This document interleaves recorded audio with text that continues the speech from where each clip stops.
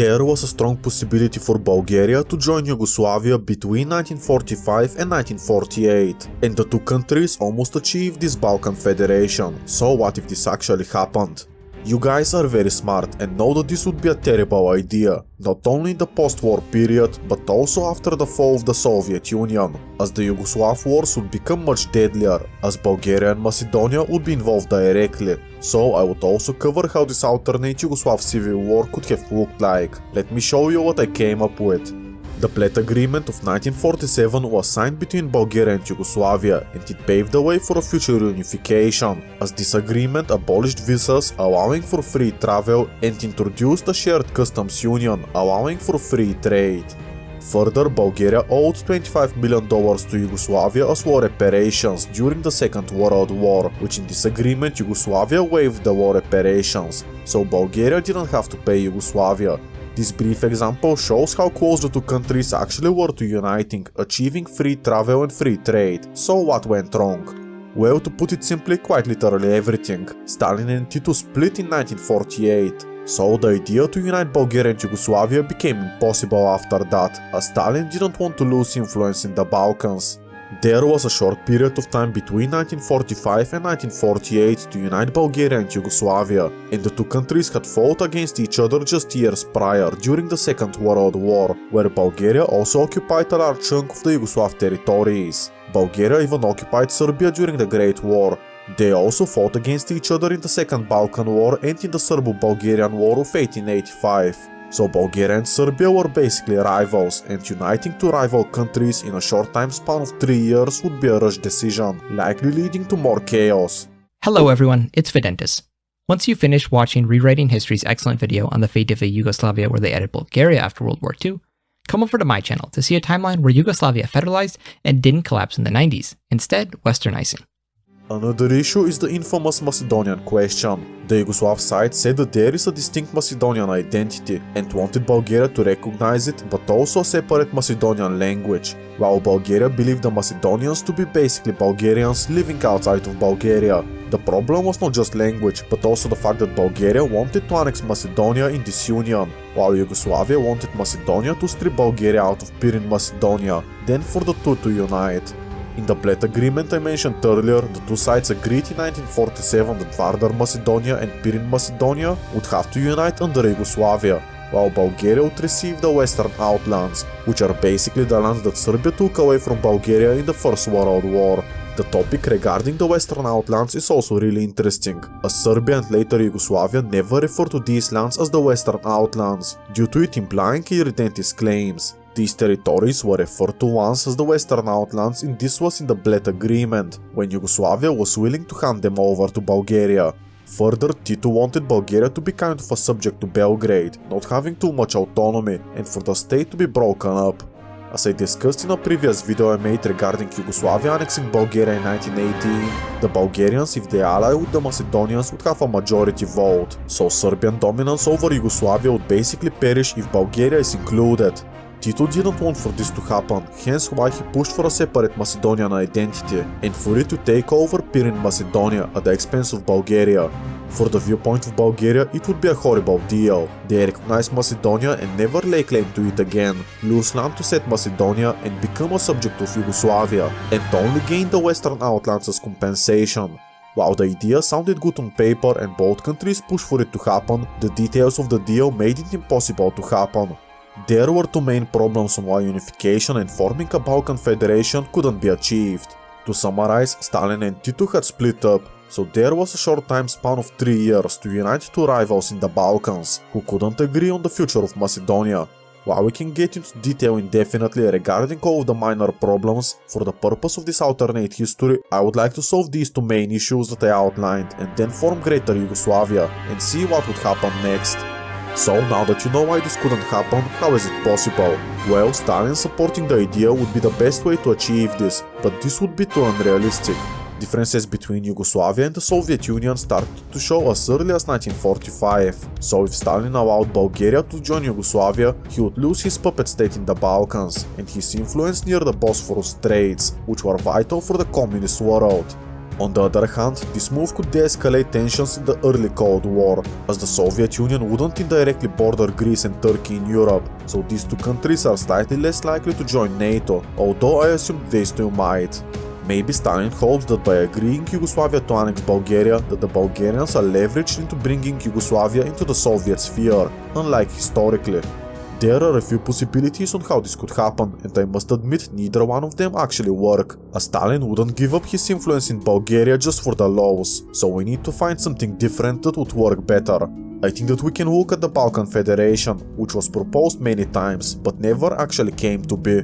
A Balkan Communist Federation was formed in 1920 to 1921, but it wasn't an official country, more so via the Comintern network. The communists of Yugoslavia, Greece, Bulgaria and Turkey agreed in advance what this union would look like, only later hoping to actually establish it when the time was right. In fact, the communists of the Balkans had agreed in 1923 that Macedonia should become autonomous and occupy the entire historic region. So the communists had 20 years prior agreed to what this Balkan Federation would look like, and Stalin even approved of it initially, so why it never happened after the Second World War? Well, Greece and Turkey were non-socialist, so they couldn't be included, which leaves us with Yugoslavia and Bulgaria, and I already told you why this couldn't happen. Still, I believe this is the best way to move forward. Have the Balkan Socialist Federation, which was first formed in 1920 to 1921 as an idea, be more popular with the Balkan communists, so when the time of the peace treaty in the Second World War comes around, Yugoslavia and Bulgaria had already agreed 20 years in advance what this federation would actually look like. Basically, Bulgaria loses Pirin Macedonia and gains the Western Outlands, while recognizing the Macedonian people and language as separate. This Macedonian state would gain a lot of autonomy within Yugoslavia, which would appease the Bulgarians. This was the original plan of the Bled Agreement in 1947, but it failed because Tito and Stalin had split up 8 months after it, not giving the Balkan Federation enough time to get formed. What I have changed in this alternate history is simply timing, allowing Yugoslavia to annex Bulgaria before the 1980-42 to Stalin split. Now what does this actually look like? If this unification, or more rather annexation, were to happen in 1947 with the Bled Agreement going further as to join the two countries, this would undoubtedly alter the Greek Civil War. Tito wanted to unite the Macedonian region, including Greek lands, and this Greek Civil War, where the communists are mostly situated in the north of Greece, is the perfect opportunity for the Yugoslavs to achieve this, granting Bulgaria trace in the process. Now this is what the Yugoslavs would actually want, but how likely is this to happen? Well, it can truly go both ways, and I'm the master of this scenario, so I can reshape it however I want. Let me look at the Greek Civil War more in detail and tell you if Greece would become communist, and if so, what would change. If you want the communists in Greece to win, although this would be a topic for another video, we can start with the Treaty of Varkiza, where the communists were pardoned before the Civil War started, and they gave up all of their weapons. This treaty was broken by both sides several times, so the Civil War later became inevitable. Since this video is not about Greece, I would have the Treaty of Verkiza be signed again and for the communists to give up all of their weapons, much like historically. It is said that the Greek communists mostly wanted to join Yugoslavia, and while this isn't the case for all of them, a significant part of the army was made up of Slavic Macedonians situated in the north, close to the border of Yugoslavia. These Greek communists relied on support from Yugoslavia and Albania, with the Soviet Union abstaining from sending any help, as Stalin knew that the West would send even more, so the Soviet Union decided that the best way to have Greece become communist was not to intervene. When the Tito-Stalin split happened in 1948, Yugoslav aid to the Greek communists dried up, paving the way for their collapse. Further, the US government advised the Greek king directly on several issues and allegedly forced him to pick a prime minister, with many Greeks fearing that Greece is becoming an American puppet, while the communists were appearing to be fighting for a free Greece. I think the future of this scenario relies on if there is a Tito-Stalin split, which could change the world fundamentally, although it is a topic for yet another video. Basically, if Tito and Stalin remain allies, then the Greek communists are in a more favorable position to win, while if Tito and Stalin split up like historically, the Greek communists are doomed to fail, but Yugoslavia could theoretically see some lands. Since I want to make two separate videos on what if the Yugoslav-Soviet split never happened, and another one where Greece wins the Greek Civil War, I would have the second scenario to happen. Basically, Yugoslavia and Albania would support the Greek communists perhaps more than historically, or slightly less if Bulgaria is more on the rebellious side, but who's to say. Eventually, Stalin labels Tito as a traitor and aid to Greece would stop. Yugoslavia could still expand in Macedonia and Thrace, as there isn't anything really stopping them. Now, is this realistic? I would say that it's quite literally not, as the narrative of the scenario is more so on the unrealistic side of things, and here it could go even crazier. There are just so many possibilities as to what this could actually look like, as perhaps Yugoslavia could become a Soviet client state and join the Warsaw Pact, due to Stalin leveraging the Bulgarians, which could put pressure on Yugoslavia, or Yugoslavia is the leader of the non-aligned movement as historically. It could truly go both ways for the country, but I would explore only one possibility as of now. For the sake of this unrealistic video, I would have Yugoslavia to get away with annexing as much of Greece and uniting the Macedonian region in the year of 1949, so what does change after that? Well, first up, Bulgaria is likely appeased by this, as they would gain Thrace, so the Bulgarian population would immediately get a benefit after joining Yugoslavia. Much like Vojvodina, Thrace is more than guaranteed to become their own republic within Yugoslavia, which was originally planned in the Balkan Socialist Federation I mentioned earlier. With this move, Macedonia now controls their historic region. Now I want to quickly mention Albania, as Tito originally planned for Yugoslavia not only to include Bulgaria and parts of Greece, but also the entirety of Albania. Right after Enver Hoxha took charge, Albania was somewhat of a Yugoslav client state. Let me explain. Stalin once told the Yugoslav leadership that they should just annex Albania, as the country was becoming a failed state initially, and Stalin didn't want to have a weak communist country existing so close to the West, as they would tarnish the reputation of the communist world. Enver Hoxha at one point had almost been ousted from power, due to the majority of the Albanian and communist politicians preferring to work with Yugoslavia. Another example is that by 1947, about half of Albania's budget was loans from Yugoslavia, so the country was deeply dependent on Yugoslavia for trade and finance, hence why it could be natural for the two to unite, much like how Bulgaria and Yugoslavia did. All of this historically happened before the 1980-42 Stalin split, and after it Albania became very hostile to Yugoslavia and said that all Yugoslav politicians and advisors have 48 hours to leave the country, as Albania strongly sided with the Soviet Union for the time being. Now, as I predicted that Yugoslavia could gain more parts of Greece in 1949, this would be after the Soviet-Yugoslav split, or it may be the cause that makes it happen. This means that Albania is likely going to become very much more hostile to Yugoslavia, much like historically, but I can even see them becoming even more hostile. Stalin by 1950 would realize that giving Bulgaria to Yugoslavia would be a mistake, and I think that this could result in Albania to receive a lot of funding from the Soviet Union, improving their armed forces greatly.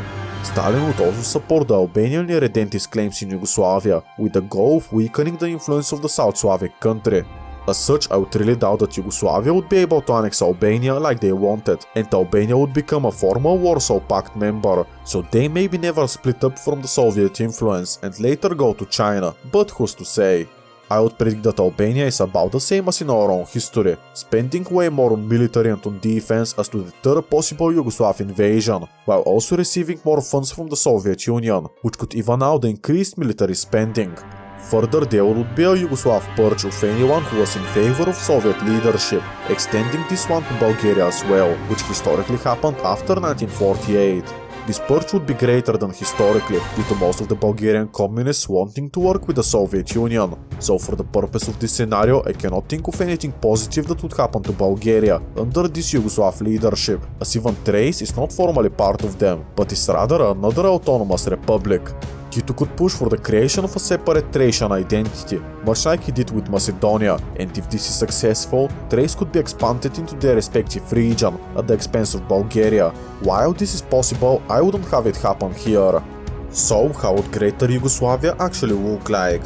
The Yugoslav portion would be similar economically as historically, but the true changes would be in Bulgaria, especially in the 1960s and going forwards. Todor Zhivkov became the Bulgarian dictator in 1954, and now I don't think that he would come in charge, or even if he does, he has less freedom on how Bulgaria is governed. This is because I think that Greater Yugoslavia would be slightly more centralized than historically, as to limit the influence of Bulgaria and prevent the minorities from taking over. As such, one interesting change for Bulgaria is that they become less economically comparative and later less technologically advanced. Here is a cool fact that happened historically, but I don't think would happen here. Todor Zhivkov was very fond of Japan and their technological progress, so he wanted Bulgaria to be the same for the Eastern Bloc. Historically, Bulgaria produced about 50% of the computers in all of the Soviet sphere, and now I don't think that this would happen due to the Yugoslav influence, wanting to partially limit Bulgaria. As such, the Soviet bloc would be slightly less technologically advanced, which is a not big deal right now, but it could snowball to the collapse of the Soviet Union happening slightly sooner.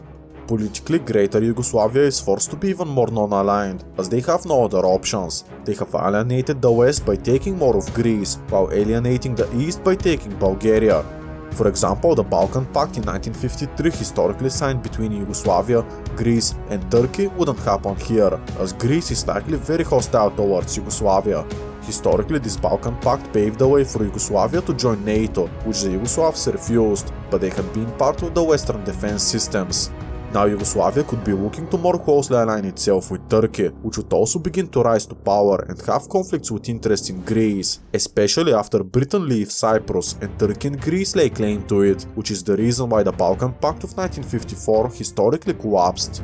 In terms of economy, I think that Greater Yugoslavia would be actually worse off, due to them potentially limiting Bulgaria, which means less economic progress for the country as a whole, while the Serbians need to keep the Bulgarians in check, so they would need to spend a lot of money as to secure that Bulgaria never leaves. Overall, Yugoslavia I would predict is weaker and less stable had they annexed Bulgaria. Further, there is for sure going to be some underground resistance in Bulgaria, as there already was one when the communists took over in 1945. I am referring to the Guriani movement, which was active from 1944 and was crushed in 1956. This rebellion is quite interesting, as it was the first organized anti-Soviet armed resistance, but it was also the longest lasting.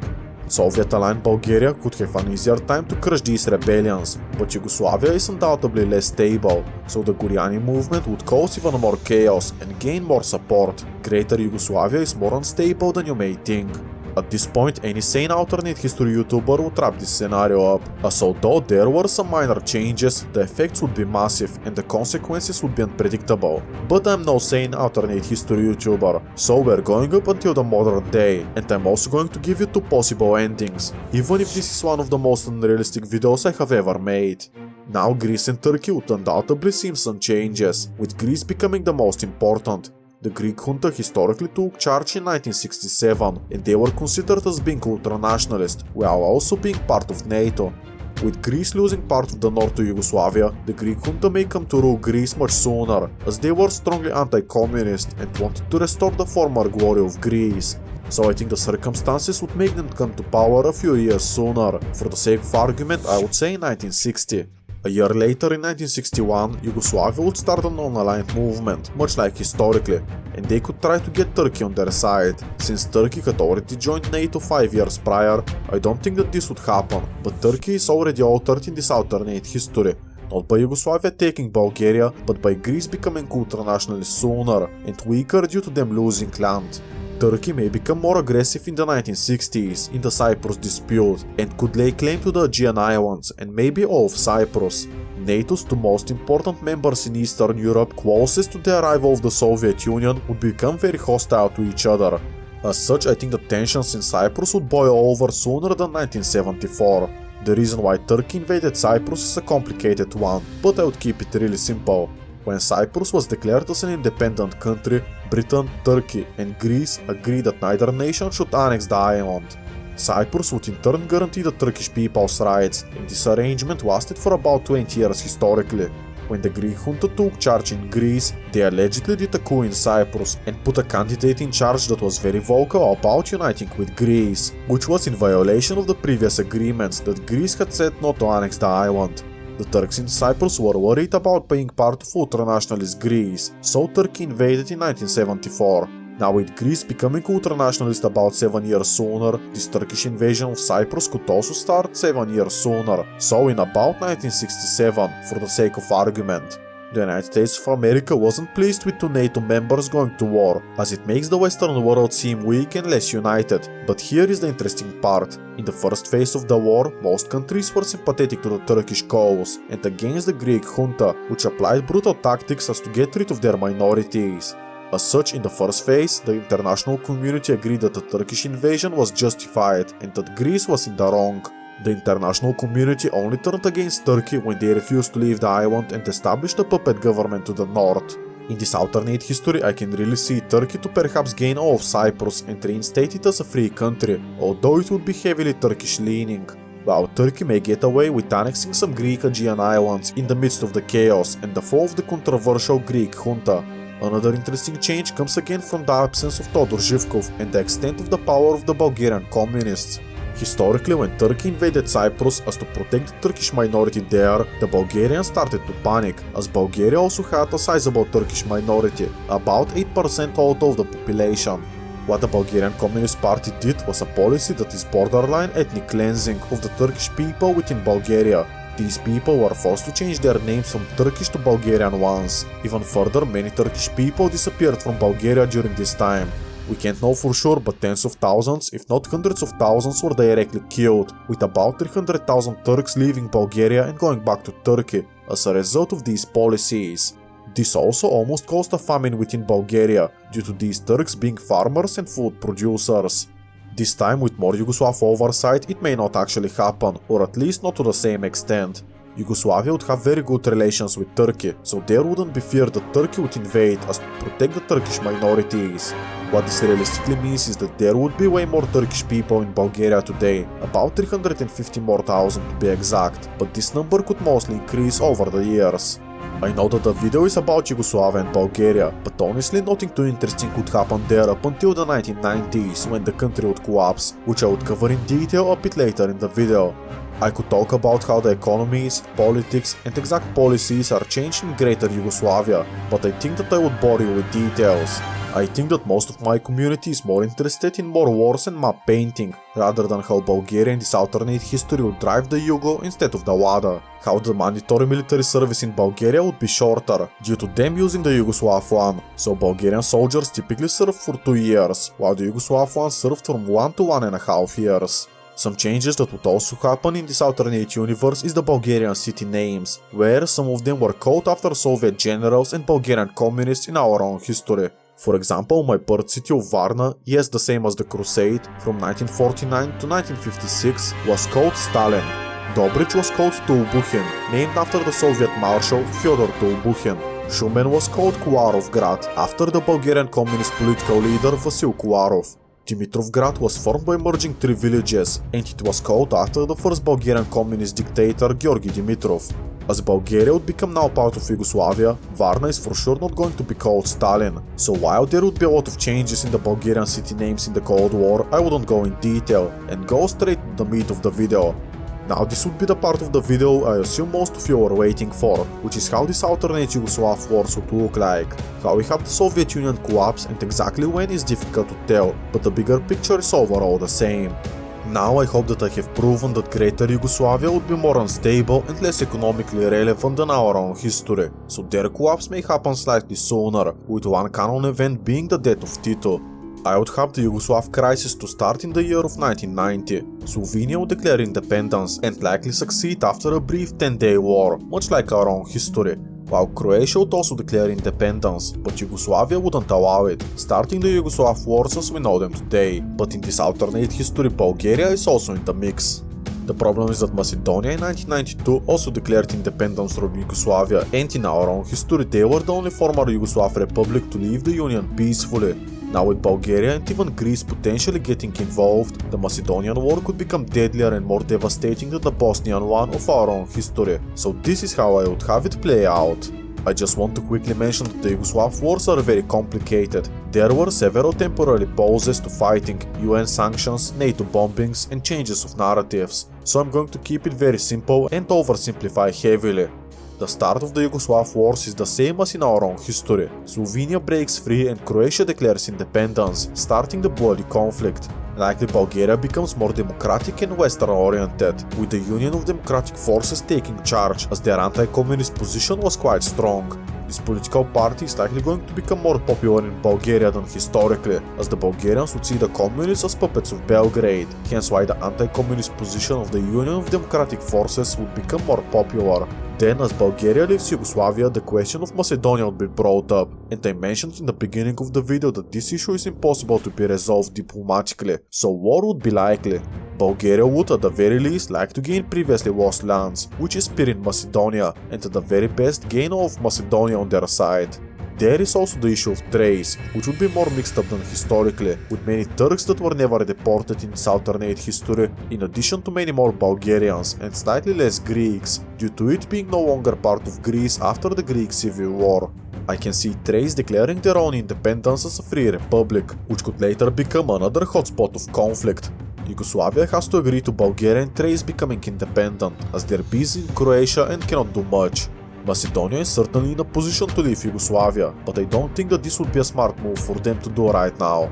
If they were to leave, then Bulgaria and Greece could partition the country, so Macedonia is more likely to cooperate with Yugoslavia and gain more autonomy, as perhaps this is the least evil and best for their national interests. Now I think that you're hoping for Bulgaria to start a war with Yugoslavia over Macedonia, and likely for Greece to also get involved, as they wanted to restore their previously lost lands, but I'm not sure if this would actually happen.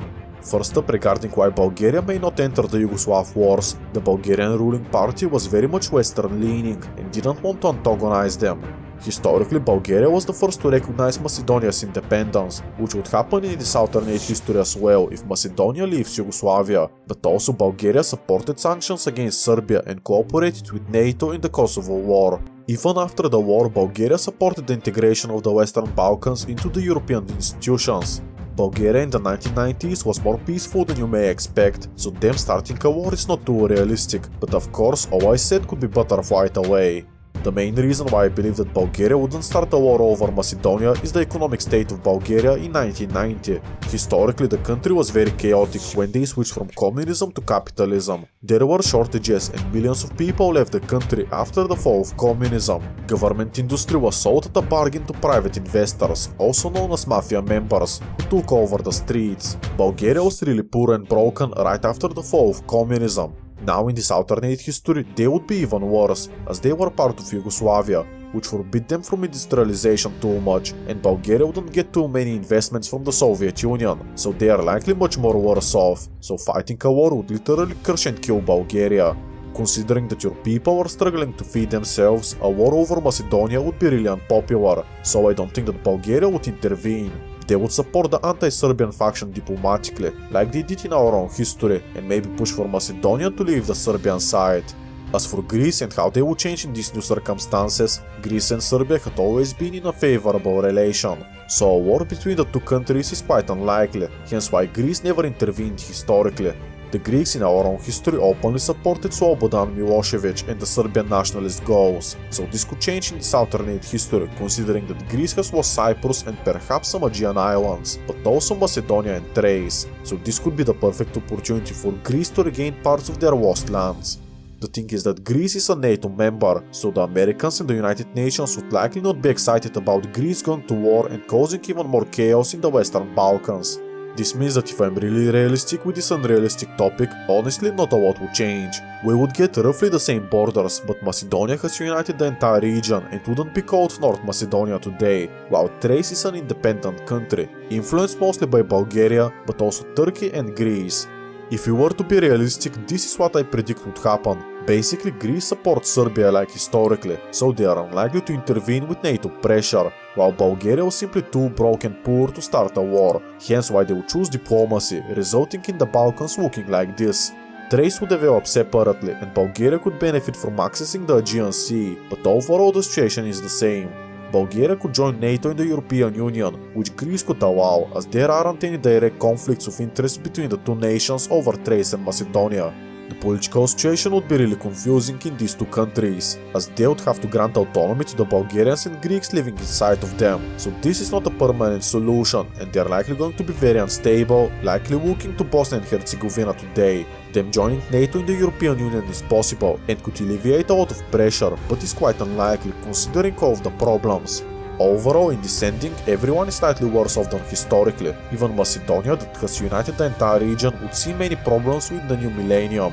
But I know my audience, you want to see map painting, you want to see total war, you don't care about this nonsense called realism, so let me give you what you actually want. In the second ending, Bulgaria, despite being so poor, would launch an invasion of Yugoslav Macedonia and Thrace, while the Greeks, wanting to protect the Greek citizens in Macedonia and Thrace, would also invade both countries as to counter the Bulgarian influence.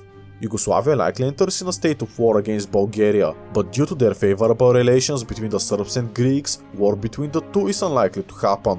The Yugoslav propaganda is likely going to be more effective than historically, claiming that they're fighting ultranationalism all over again. As Croatia and Bulgaria were historically part of the Axis and had divided Serbia, I can absolutely see the Serbian side to have even more soldiers and perhaps some more international sympathy. Now I can see Bulgaria to hold the front lines against Yugoslavia, which were based on natural defensive positions, and for Bulgaria to focus on Macedonia and Thrace.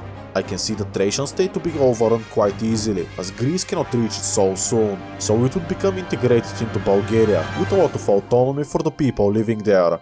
This would practically destroy any chances of Bulgaria being Western aligned, as Greece, who is literally a member of NATO and the European Union, would just veto every proposal of Bulgaria to join, as Greece has claims over these territories.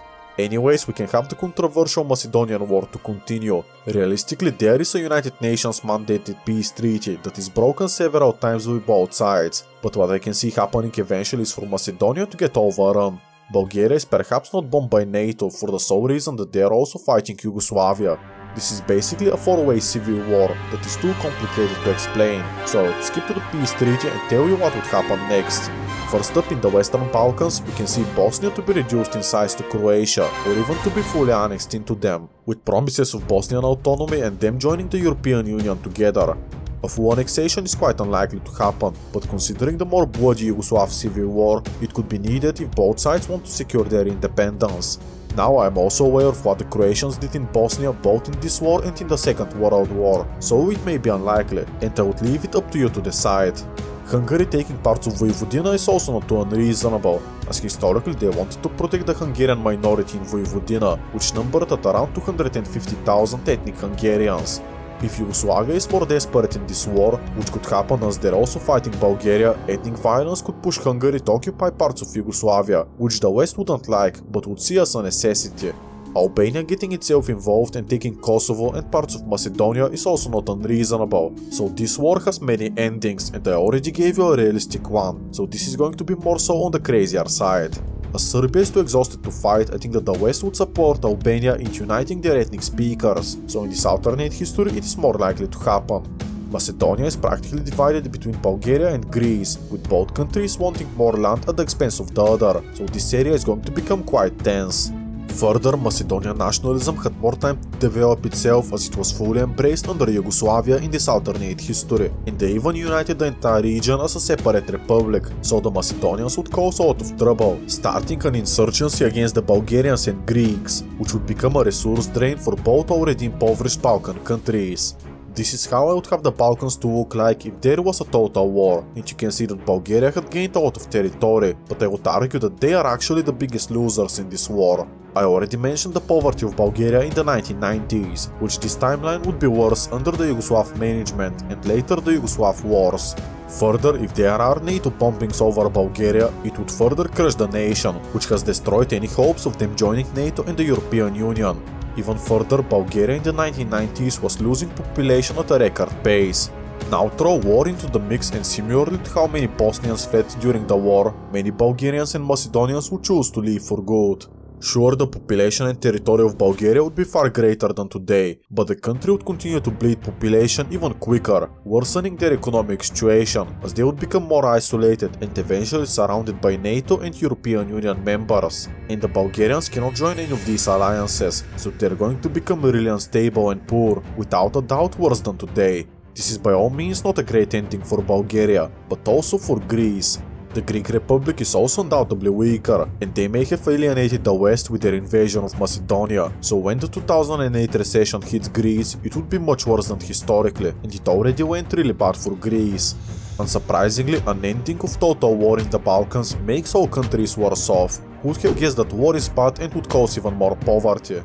I'm sure you enjoyed this video on Yugoslavia, so click over on my video right here, where I explore the fate of a Yugoslavia that federalized and stuck together into the modern day. See you over there.